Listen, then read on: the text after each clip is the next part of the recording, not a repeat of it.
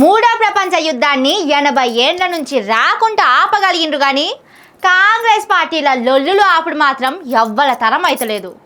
స్టేజీల మీద కొట్లాటల నుంచి మొదలు పెడితే పెద్ద పెద్ద గుంపుల కొట్లాటల దాకా వాళ్ళదే ఆధిపత్యం. ఎవరు సొంత పార్టీల్లో ఎవరు పరాయి పార్టీ సద్దులు మోస్తున్నారో తెలుస్తలేదట.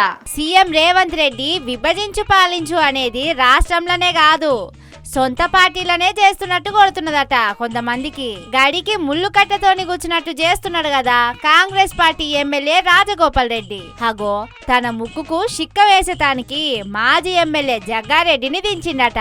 అందుకే ఏమంటున్నాడో చూడురోసారి.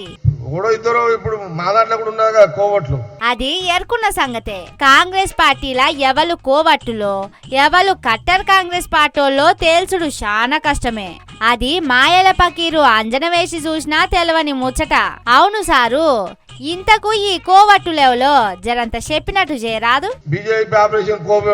బీజేపీ ఆపరేషన్ల భాగమైనోళ్ళ ఎవలై ఉంటారా కోవట్టు? ఏ లీడర్ ను మనసులో పెట్టుకొని మంట రాకుండా ఉత్త పొగనే వదులుతున్నాడు.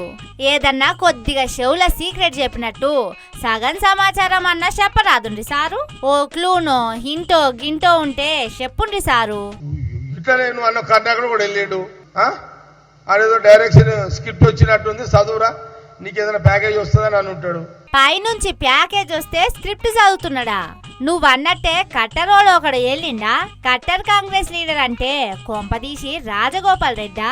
మునుగోడు ప్రజల కోసం తాను మునిగైన పోతా గాని నష్టం జరగనియా అంటూనే రాజగోపాల్ రెడ్డా మంత్రి పదవి కోసం పాపం బాగానే తనలాడుతున్నాడు. అంటే అదంతా బీజేపీ పార్టీ స్క్రిప్టేనా? ఇంతకు ముందు బీజేపీ పార్టీలకు పోయి వచ్చినందుకు ఇంకా వాళ్ళతోనే టచ్ లో ఉన్నాడంటున్నావా? కట్టరోడు అంటే కోమటిరెడ్డి రాజగోపాల్ రెడ్డే కావచ్చు అని అంటున్నారు చాలా మంది మునుగోడు జనాలు. మరి ఈ కోవట్టుల పంచాది ఎందాకపోతుందో, కాంగ్రెస్ సర్కార్ అనే పడవను ఎప్పుడు ఎక్కడ ముంచుతుందో చూడాలి.